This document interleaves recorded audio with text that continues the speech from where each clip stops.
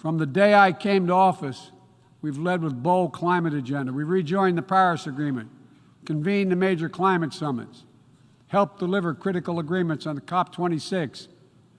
We helped get 2/3 of the world's GDP on track to limit warming to 1.5 degrees Celsius. And now, I've signed a historic piece of legislation here in the United States that includes the biggest, most important climate commitment we have ever made in the history of our country, $369 billion toward climate change. That includes tens of billions in new investments in offshore wind and solar, doubling down on zero-emission vehicles, increasing energy efficiency, supporting clean manufacturing. Our Department of Energy estimates that this new law will reduce U.S. emissions by 1 gigaton a year by 2030, while unleashing a new era of clean energy-powered economic growth. Our investments will also help reduce the cost of developing clean energy technologies worldwide, not just in the United States. This is a global game changer, and none too soon. We don't have much time. We all know we're already living in a climate crisis. No one seems to doubt it after this past year. We meet. Much of Pakistan is still underwater, needs help.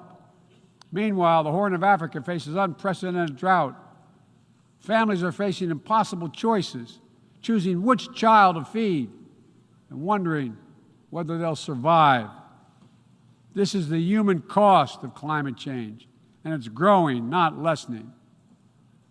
So, as I announced last year, to meet our global responsibility, my administration is working with our Congress to deliver more than $11 billion a year to international climate finance, to help lower-income countries implement their climate goals and ensure a just energy transition.